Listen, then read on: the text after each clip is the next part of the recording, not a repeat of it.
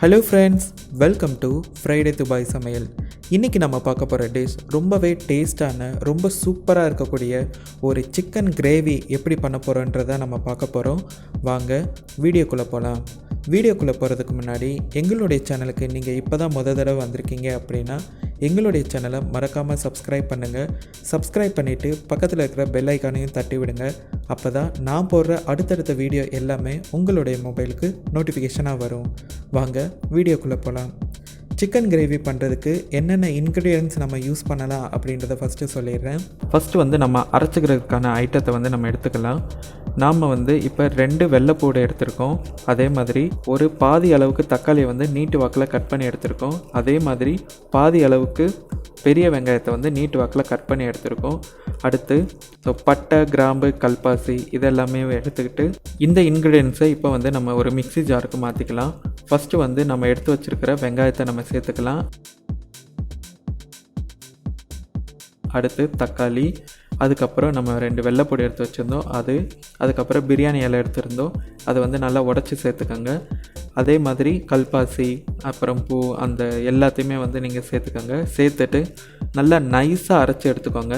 ஏன்னா நம்மளுக்கு குறன்னு இல்லாமல் நல்லா நைஸாக அரைச்சி எடுத்துக்கிட்டிங்கன்னா டேஸ்ட்டும் சூப்பராக வரும். இப்போ நம்ம தாளிக்கிறதுக்கான இன்க்ரீடியன்ஸ் என்னென்னு பார்த்துடலாம். ஒரு அரை வெங்காயத்தை குட்டி குட்டியாக கட் பண்ணி எடுத்திருக்கோம். அதே மாதிரி ஒரு தக்காளியை நீட்டு வாக்கில் கட் பண்ணி எடுத்திருக்கோம். அடுத்து ஜிஞ்சர் கார்லிக் பேஸ்ட்டு நாங்கள் கையிலே துருவி எடுத்து வச்சுருக்கோம். அப்புறம் நம்மளுக்கு பிரியாணிக்கு போடுற ஒரு இலை, 2 இலை நாங்கள் எடுத்து வச்சுருக்கோம். இதெல்லாம் நம்ம தாளிக்கிறதுக்காக நம்ம யூஸ் பண்ண போகிறோம். ஒரு பேன் எடுத்து வச்சுக்கோங்க. அதில் கொஞ்சமாக ஒரு 3 ஸ்பூன் அளவுக்கு எண்ணெய் ஊற்றிக்கோங்க. எண்ணெய் ஊற்றினதுக்கப்புறம் எண்ணெய் நல்லா சூடாகட்டும். சூடானதுக்கப்புறம் கடுகு அதில் போட்டு விட்டுருங்க. கடுகு நல்லா வெடித்து வந்ததுக்கப்புறம் நம்ம எடுத்து வச்சுருந்தா அந்த 2 பிரியாணி இலை அது கூட சேர்த்து நல்லா வறுத்து விட்டுக்கோங்க. அதுக்கப்புறம் நம்ம குட்டி குட்டியாக கட் பண்ணி வச்சுருந்த அந்த வெங்காயத்தை அது கூட சேர்த்து நல்லா மிக்ஸ் பண்ணி விடுங்க. நல்லா வதங்கி வரணும். அந்த வெங்காயம் பச்சை ஸ்மெல் எல்லாமே போகிற மாதிரி நல்லா வதங்கட்டும். வெங்காயம் நல்லா வதங்கணும் அப்படின்னா அது கூட கொஞ்சமாக உப்பு சேர்த்திங்கன்னா நல்லா வதங்கிடும். ஸோ இப்போ வெங்காயம் நல்லா வதங்கிருச்சு. இந்த ஸ்டேஜில் நாங்கள் ஜிஞ்சர் கார்லிக்கு நாங்கள் துருவி வச்சுருந்தோம். நாங்கள் எந்த ஒரு பேஸ்ட்டு அந்த மாதிரி யூஸ் பண்ணலை. ஸோ துருவி வச்சதை நாங்கள் இப்போ அது கூட சேர்த்து நல்லா கிண்டி விட்டுக்க போகிறோம். ஸோ வெங்காயத்து கூட அந்த ஜிஞ்சர் கார்லிக் போட்டு நல்லா வதக்கி விடுங்க.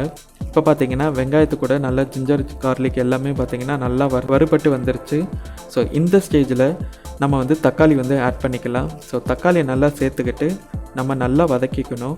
ஸோ தக்காளி வதங்கணும் அப்படின்னிங்கன்னா அது கூட கொஞ்சமாக சில்லி பவுடர் சேர்த்திங்கன்னா தக்காளி சீக்கிரமாக வதங்கிடும். ஸோ கொஞ்சமாக சில்லி பவுடர் சேர்த்துக்கோங்க. ஸோ தக்காளி இப்போ நல்லா வதங்கி வந்துருச்சு. இந்த டயத்தில் நம்ம கரம் மசாலா ஒரு 4 ஸ்பூன் இது கூட சேர்த்துக்க போகிறோம். இப்போ நாங்கள் சேர்த்துருக்கிற இந்த கரம் மசாலா வீட்டிலே நாங்கள் சேர்த்துருக்கோம். ஸோ இது எப்படி நாங்கள் அரைச்சிருக்கோம் அப்படின்னு உங்களுக்கு வேணும் அப்படின்னா எங்களுடைய கமெண்டில் கமெண்ட் பண்ணுங்கள். நாங்கள் கண்டிப்பாக இதுக்கான ஒரு வீடியோ நாங்கள் அப்லோட் பண்ணுறோம்.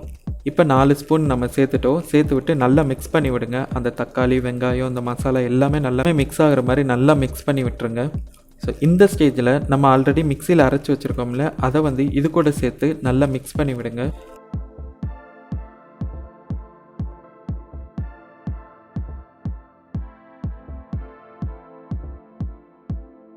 இப்போ பார்த்தீங்கன்னா நல்லா மிக்ஸ் ஆகிருச்சு. ஒரு 5 நிமிஷம் நாங்கள் மிக்ஸ் பண்ணி விட்டுக்கிட்டே இருந்தோம்.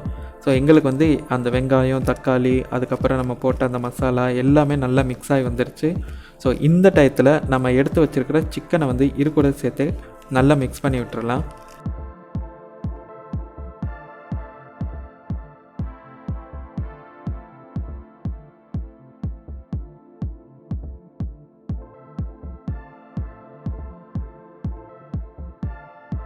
இப்போ சிக்கனை நல்லா போட்டதுக்கப்புறம் அந்த மசாலாவும் அந்த சிக்கனும் நல்லா இறங்குற மாதிரி நல்லா மிக்ஸ் பண்ணி விட்டுக்கோங்க. ஸோ எல்லா சிக்கன்லேயுமே அந்த மசாலா நல்லா ஒட்டுற மாதிரி நல்லா கலந்து விட்டுக்கோங்க. கலந்து விட்டுட்டு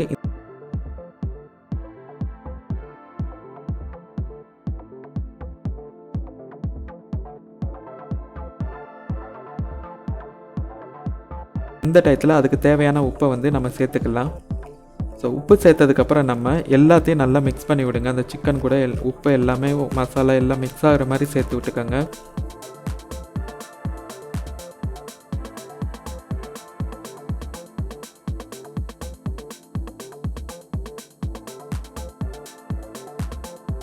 இப்போ வந்து நம்ம ஒரு சிம்மில் அதை வச்சுட்டு ஒரு 5 நிமிஷம் அப்படியே விட்டுருங்க. ஏற்கனவே சிக்கனில் வந்து தண்ணி இருக்கும், அதனால் அடி பிடிக்கிற பயம்லாம் வேண்டாம். ஸோ சிக்கனில் இருக்கிற தண்ணி எல்லாமே வெளியில் வந்து நல்ல சிக்கன் வெந்து வரதுக்கு ஒரு 5 நிமிஷம் அப்படியே மூடி போட்டு மூடி விட்டுருங்க. இப்போ பார்த்தீங்கன்னா நம்ம தண்ணி ஆட் பண்ணவே கிடையாது, ஆனால் சிக்கனில் இருந்த தண்ணியே பார்த்தீங்கன்னா எவ்வளோ இருந்திருக்குன்னு பாருங்கள். ஸோ இப்போ இந்த மாதிரி வந்ததுக்கப்புறம் நல்லா கிண்டி விட்டுக்கோங்க. ஏன்னா மசாலா அந்த சிக்கனுக்குள்ளே நல்லா இறங்கி சிக்கன் நல்லா வேக ஆரம்பிச்சிருச்சு. ஸோ இப்போ நல்லா கிண்டி விடுங்க. இப்போ இது கூட நம்ம ஆல்ரெடி மிக்சியில் அரைச்சி வச்சுருந்தோம்ல அந்த தண்ணியை வந்து இப்போ நாங்கள் இந்த பவுலில் ஒரு அரை பவுல் அளவுக்கு ஆட் பண்ணிக்கிறோம். இப்போ உப்பை செக் பண்ணி பாருங்கள். உப்பு உங்களுக்கு வந்து கரெக்டாக இருந்துச்சுன்னா இதோட விட்டுருங்க. இல்லை கம்மியாக இருக்குன்னா இந்த டயத்தில் உப்பை கொஞ்சம் சேர்த்து விட்டுக்கோங்க. சேர்த்து விட்டுட்டு நல்லா மிக்ஸ் பண்ணி விட்டுட்டு ஒரு மூடியை போட்டு மூடி ஒரு 15 நிமிஷம் அப்படியே விட்டுருங்க. ஸோ சிம்மிலையும் கொஞ்சம் அதிகமாக இருக்கிற மாதிரி, சிம்முக்கும் மீடியத்துக்கும் நடுவில் இருக்கிற மாதிரி மாற்றி விட்டு நீங்கள் வந்து கொதிக்க விட்டுக்கோங்க. இப்போ பார்த்தீங்கன்னா 15 நிமிஷம் ஆயிடுச்சு. இந்த டயத்தில் பார்த்தீங்கன்னா நல்லா கிரேவி எல்லாமே கொதிக்க ஆரம்பிச்சிருச்சு. நம்ம உள்ளே ஊற்றிருந்த எண்ணெய் எல்லாமே பிரிஞ்சு வர ஆரம்பிச்சிருச்சு. இந்த டயத்தில் மசாலா எல்லாமே வேக ஆரம்பிச்சிருச்சு. ஸோ இதுக்கு மேலே நம்ம மூடி போட்டு மூட தேவையில்லை. ஸோ ஆவியை நல்லா வெளியில் போகிற அளவுக்கு நல்லா கொதிக்க விட்டுருங்க. இப்போ வந்து அதோடைய இருக்கிற தண்ணியெல்லாம் வெளியேற்றணும்னா நம்ம ஃபுல் ஃப்ளேமில் வச்சா தான் அது எல்லாமே வெளியே போகும். இப்போ பார்த்தீங்கன்னா 15 நிமிஷம் ஆச்சு. 15 நிமிஷம் கழித்து பார்த்தீங்கன்னா உங்களுக்கு சிக்கன் வந்து எல்லாமே சுண்டி வந்துருச்சு. அதே மாதிரி அந்த கறியில் வந்து எல்லா மசாலா எல்லாமே இறங்கிருச்சு. ஸோ அவ்வளோதாங்க, ரொம்ப சூப்பரான ரொம்ப டேஸ்ட்டாக இருக்கக்கூடிய ஒரு சிக்கன் கிரேவி வந்து இப்போ ரெடி பண்ணிட்டோம். ஸோ உங்கள் வீட்டிலே நீங்கள் இதை செஞ்சு பாருங்கள். செஞ்சு பார்த்துட்டு எப்படி இருக்குன்னு எங்களுடைய வீடியோவில் கமெண்ட் செக்ஷனில் கமெண்ட் பண்ணுங்கள். இதே மாதிரி நாங்கள் பண்ணக்கூடிய அடுத்தடுத்த டிஷ் உங்களுடைய மொபைலுக்கு நோட்டிஃபிகேஷனாக வரணும் அப்படின்னா எங்களுடைய சேனலை மறக்காமல் சப்ஸ்கிரைப் பண்ணுங்கள். சப்ஸ்கிரைப் பண்ணிவிட்டு பக்கத்தில் இருக்கிற பெல் ஐக்கானையும் தட்டி விடுங்க.